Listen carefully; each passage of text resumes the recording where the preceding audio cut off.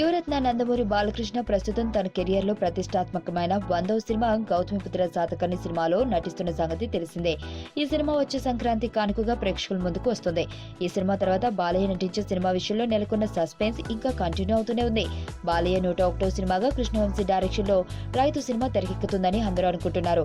అయితే కృష్ణవంశీ కథలో పదే పదే మార్పులు చేయడంతో బాలకృష్ణకు నచ్చలేదని ఈ ప్రాజెక్ట్ మధ్యలోనే ఆగిపోయిందని కూడా వార్తలు వస్తున్నాయి.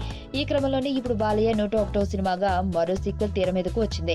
తమిళంలో విక్రమ్ హీరోగా నటించిన సామి సినిమా పెద్ద హిట్. దాన్ని తెలుగులో బాలయ్య హీరోగా 2004లో లక్ష్మీ నరసింహ పేరుతో రీమేక్ చేశారు.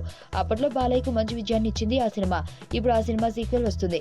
సింగం 3 పూర్తి చేసిన దర్శకుడు హరి సామి సీక్వెల్ కు స్టోరీ కంప్లీట్ చేసి షూటింగ్ స్టార్ట్ చేస్తున్నాడు. ఇప్పుడు ఆ కథ కూడా బాలయ్యను బాగా ఇంప్రెస్ చేయడంతో బాలయ్య సామి సీక్వెల్ చేసేందుకు ఆసక్తిగా ఉన్నాడన్న టాక్ టాలీవుడ్ లో చర్చకు వచ్చింది.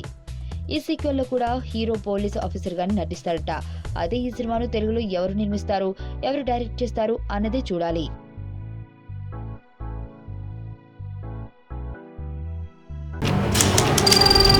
నీ స్నేహితుడు ఎవరో తెలిస్తే నీ క్యారెక్టర్ తెలుస్తుంది. నీ శత్రువు ఎవరో తెలిస్తే నీ కెపాసిటీ తెలుస్తుంది.